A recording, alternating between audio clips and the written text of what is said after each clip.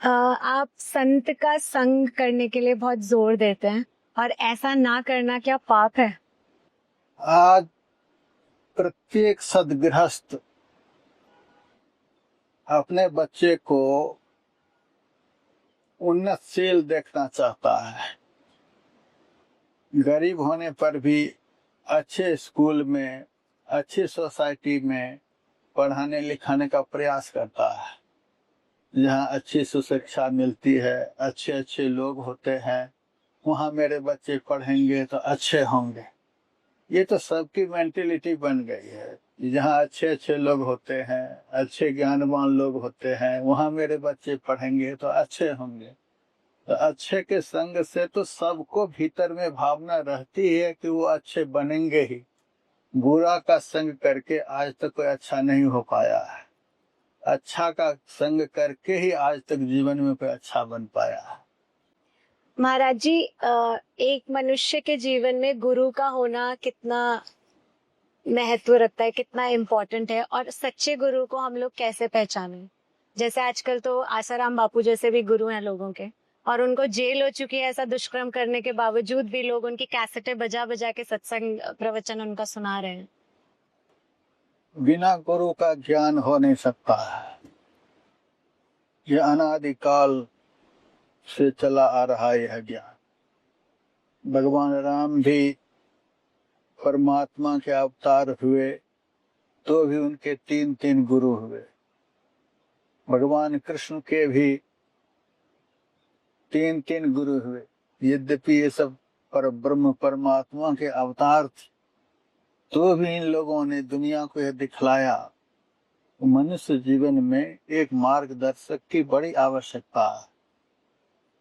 एक साधारण रास्ते पर भी कोई बिना किसी से पूछे चल नहीं सकता। बिना पूछे कोई अनभिज्ञ रास्ते पर चलेगा तो भटक जाएगा।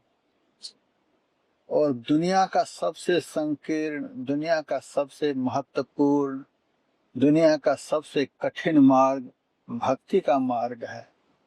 जिस मार्ग पर आज तक जीव चला ही नहीं, जिस मार्ग का आज तक जीव को ज्ञान हुआ ही नहीं, जिस मार्ग को जीव ने आज तक देखा ही नहीं, ऐसे अनभिज्ञ रास्ते पर बिना जानकार के आदमी कैसे चलेगा? और सच्चा ज्ञान देने वाले की बड़ी आवश्यकता है। और सज्ञान प्राप्त किए हुए महापुरुष उसी भाग्यवान जीव को प्राप्त होते हैं जिस जीव का अंतिम जन्म होता है। अन्यथा साधारण से साधारण गुरु के चक्कर में पड़ करके लोग अपने जीवन को भ्रमित कर लेता है, वह सही दिशा में नहीं चल पाता है। जन्म जन्म के पुण्य से ही किसी भाग्यवान पुरुष को सच्चे गुरु मिलते हैं।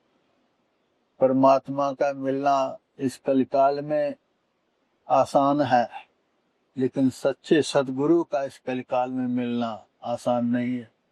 तो जीवन का अंतिम सौदा है, सबसे महत्वपूर्ण सौदा है। तो सामान्य लोगों को कैसे प्राप्त हो जाएंगे? मतलब हमारा ये आखिरी जन्म है? आखिरी ही जन्म माना जाएगा। जिस जन्म में हमें सही सही ज्ञान प्राप्त हो जाए तो जीव का आखिरी जन्म होता है। दोस्तों, ऐसे ही इंटरेस्टिंग क्लिप्स हमने इस चैनल पे अपलोड की हुई हैं। चैनल को देखते रहो, एक्सप्लोर करते रहो और ऐसी वीडियोस का मजा उठाते रहो।